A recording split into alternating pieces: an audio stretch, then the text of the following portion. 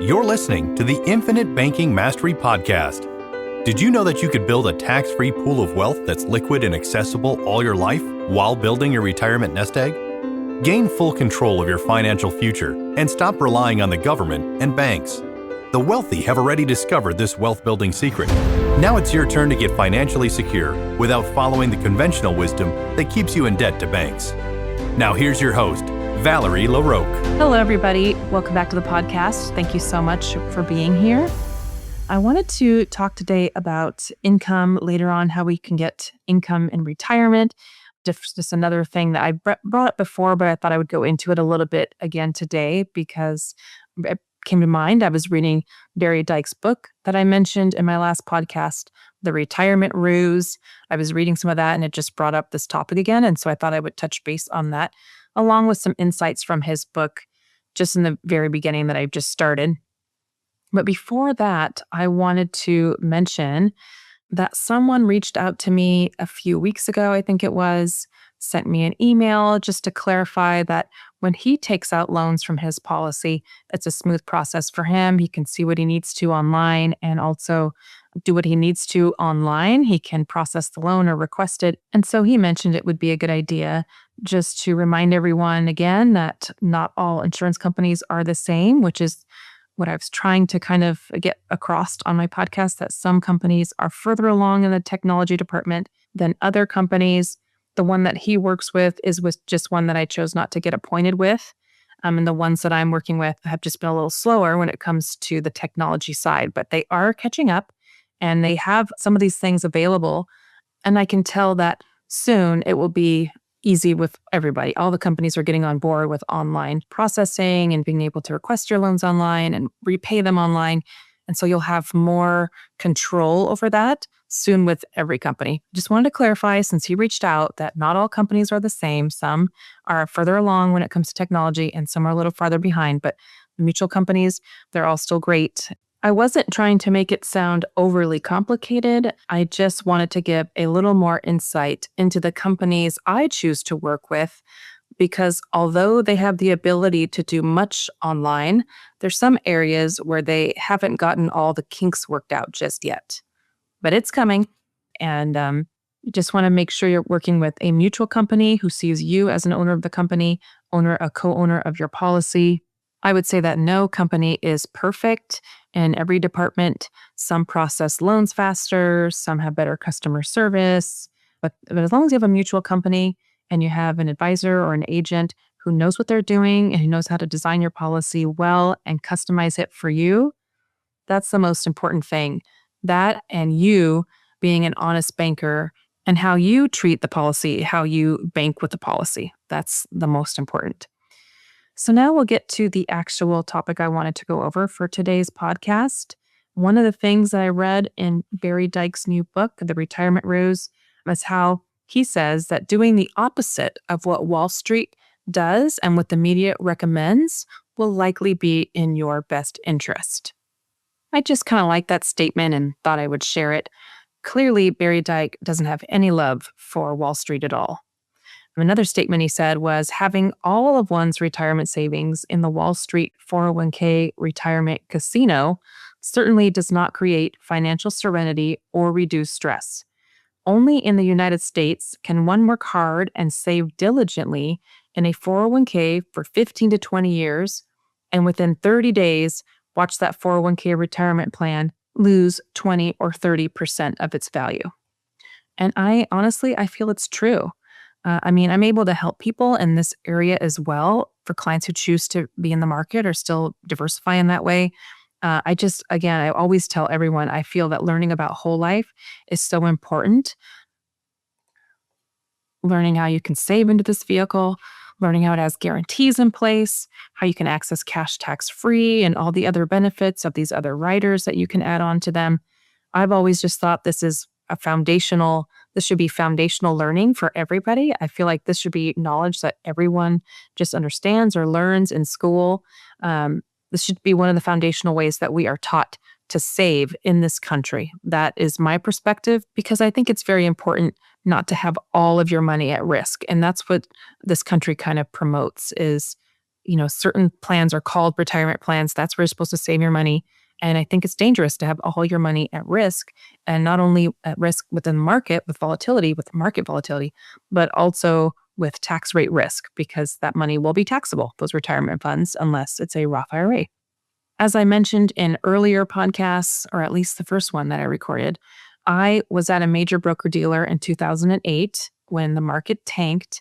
And I just remember at that time looking around me and thinking, wow, out of all these advisors in the room, not a single one of us helped anybody not lose roughly 40% of their account value. It didn't matter how diversified they were. It didn't matter. None of that mattered. Everybody lost a large chunk of money. And I just wondered, how are we helping people here? How is this helping people when we can do a great job and do great due diligence and do our best for each client? But at the end of the day, we don't know what's going to happen tomorrow. And so you can have done a great job, and then right up until they need it, and like happened to so many people who were ready to retire tomorrow and all of a sudden lost almost 50%, like 40% of their account value. Now they feel like they can never retire. That's why I feel it's so important to diversify into safer avenues, safer ways where you have guarantees in place, where you can count on that money being there when you need it. I read that out of 143 countries, the United States is one of the top 10 stressed out countries in the world. That is crazy to me. We have everything we need here. We can do anything. We have the comforts of life, and yet we're all stressed out. And actually, I'm going to put in this little side note that I never considered myself to be a stressed out person. I feel like, oh, I can handle it all. I feel great. It just gives me adrenaline. Let's go. Let's get it done. But I do get headaches on occasion, maybe once a month, twice a month. And so I was seeing a physical therapist for that. And so he started teaching me how to kind of just release, put your shoulders down, release your shoulders. And I learned that actually, if I had a headache coming on, I can just lower my shoulders and stop hiking them up, and the headache goes away. It's happened numerous times. And I'm thinking, wow, all these years I've been dealing with these headaches, and actually all I need to do is relax. Who would have thought? I guess we're just stressed out, like they said in the US. Such an easy and very obvious thing, and yet it didn't dawn on me. I did not figure it out until someone told me. So if you happen to get headaches all the time like I do, I would try that. So anyhow, back to what I was talking about with Barry and the retirement ruse. He thinks that at least 50% should be invested in annuities or saved into life insurance contracts. And I definitely wouldn't argue with that. I have the majority of my own savings in life insurance contracts. For some reason, though, people are often uncertain about annuities. I've talked to clients before. They saw something in the news, maybe how an elderly person had the wrong type of annuity. That was bad for them. They blow it up in the news, and now they're frightened of annuities. And isn't that just the thing, too? There's always someone out there doing something that they shouldn't be doing that ruins it for everybody else who are trying to help people. So you got to look past that. Annuities are actually really great. There are different types, but these annuities allow you to basically create your own pension. Create a pension for yourself. Now remember, pensions are accounts that will pay you your entire lifetime, and they also will offer to pay through your life and your spouse's life. So you would choose then if you want them to pay through only your life only, or you and a spouse. The payout, of course, it will be lower if it's paying through two lives, and higher if it's paying just through your life only. So you can create something like this for yourself using an annuity. There are different types of annuities, and so not every annuity is a great fit for every person at every age. Different products serve different purposes. And so depending on your age and what you're trying to accomplish, or if you're ready to start working on creating a pension or an income stream that you cannot outlive, then that will guide the conversation to know what might be a good fit for you. So there's just people out there who are setting people up with the wrong type for their age or for their goals. And so that's how they get a bad rap. But actually, they are pretty great. The thing is, for a person to say they hate annuities, and they would really just have to say that they hate pensions and hate Social Security, because that's exactly what an annuity is doing for you, the exact same thing. With an annuity product that's designed for future income, your account value can go all the way to $0, and you will still receive income through both your and your spouse's life if that's how you set it up. Now, this account will pay through two lives.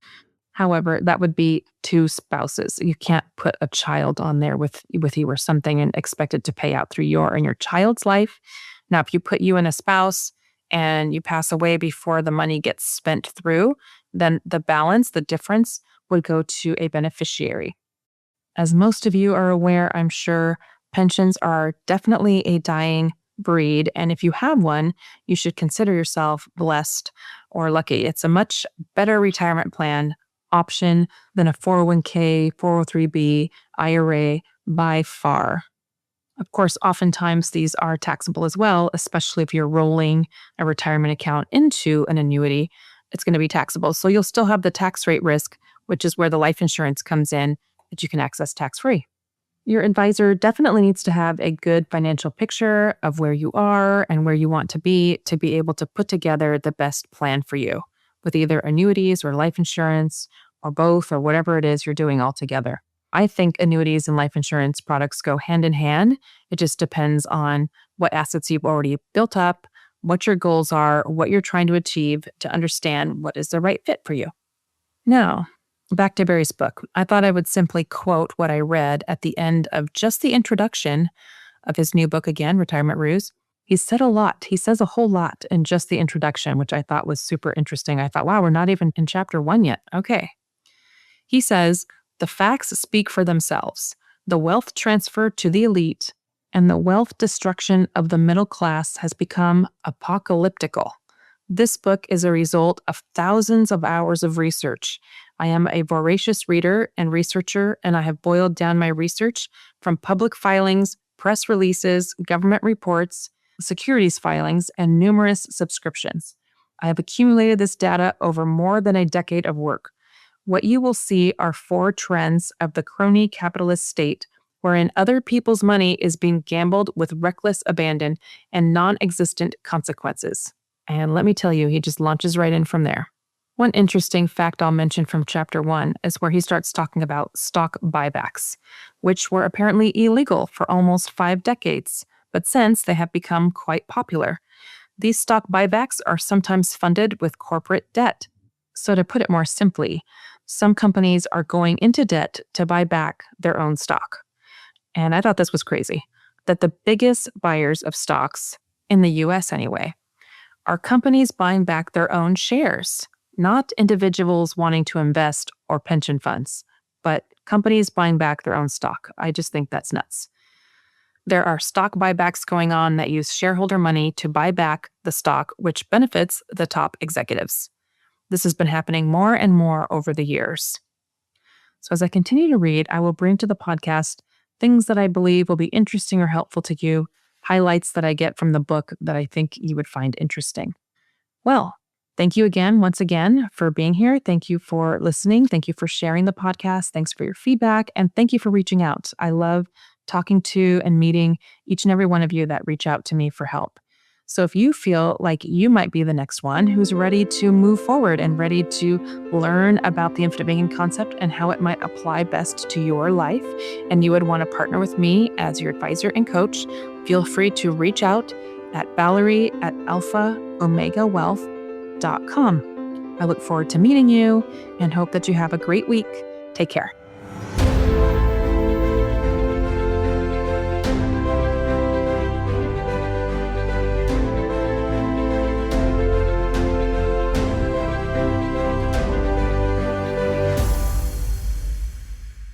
This is thepodcastfactory.com.